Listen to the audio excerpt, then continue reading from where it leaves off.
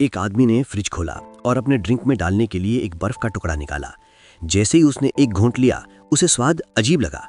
उसने बर्फ का टुकड़ा बाहर निकाला और देखा कि उसके अंदर एक छोटा हाथी था जिसका शरीर में कई भाले घुसे हुए थे। तभी ऐना गई और फ्रिज में झांकने लगी, ये देखने के लिए कि कहीं और ऐसा कुछ तो नहीं है। उसने पूरा फ्रिज खाली कर दिया और जो उसने देखा उससे उसकी आंखें फटी की फटी रह गईं। फ्रिज के अंदर एक पूरा छोटा सा संसार था। छोटे छोटे लोग इधर उधर भाग रहे थे और काम कर रहे थे। माहौल किसी पुराने समय जैसा लग रहा था। दोनों हैरान रह गए। जैक ने हाथी को बाहर निकाला और सम्मान के साथ दफना दिया। जब उसने दोबारा फ्रिज खोला तो देखा कि अब वहां का समय बदल चुका था। अब वो जगह 18वीं सदी जैसी लग रही थी, जहां फैक्ट्रियां बन रही थीं और मशीनें चल रही थीं। कुछ ही पलों में फ्रिज एक नए दौर में बदल चुका था।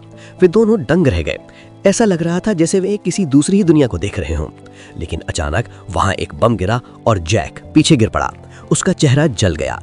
फ्रिज के अंदर अब एक भयंकर युद्ध चल रहा था। अंदर से घना धुआं उठ रहा था, जैसे कोई बड़ा धमाका हुआ हो। ऐना से अब और नहीं देखा गया। उसने जल्दी से फ्रिज बंद कर दिया। थोड़ी देर बाद जैक ने फिर से फ्रिज खोला। अब युद्ध खत्म हो चुका था।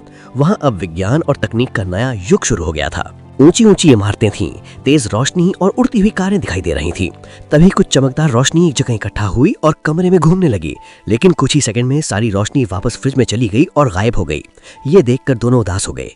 जैक ने फ्रिज का प्लग निकाल दिया। ऐना ने दरवाजा बंद कर दिया। अगली सुबह वे खुद को रोक नहीं पाए। उन्होंने फिर से फ्रिज खोला। जैसे ही धुआं हटा, जो उन्होंने देखा वो और भी ज्यादा चौंकाने वाला था।